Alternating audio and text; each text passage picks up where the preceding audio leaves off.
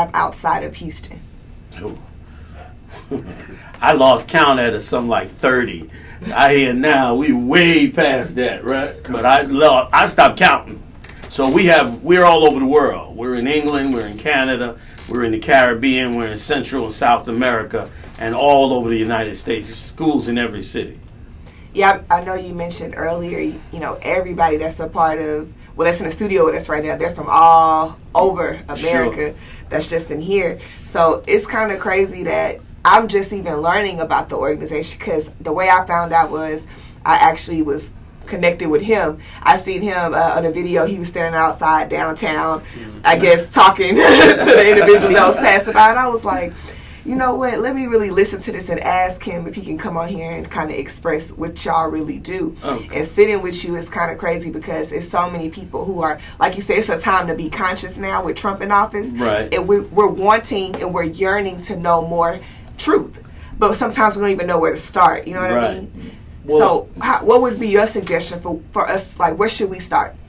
Well, first of all, we have to do like God said, which is, he said, go into the highways and byways. Well, you want to find out how do we get black people fixed? How do we start to come together? The first thing we got to do is reject all the institutions we've been following.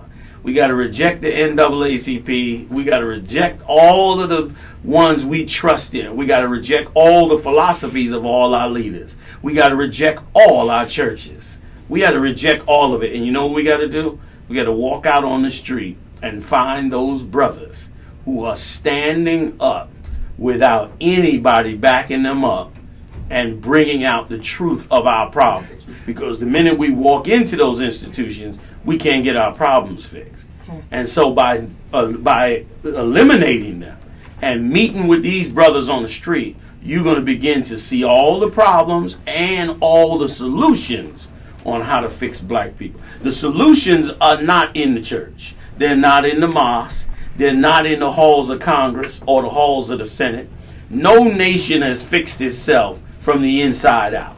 It always was a revolutionary, semi-revolutionary way that brought change to black people and to people all over the world. And so the same has to happen with us today. We have to come together, those that are like-minded and awakening, and begin to follow this Bible and start by getting out on those streets and finding those brothers who are actually following the way that you fix the people. And that's how we get it done. That's amazing. I want to continue.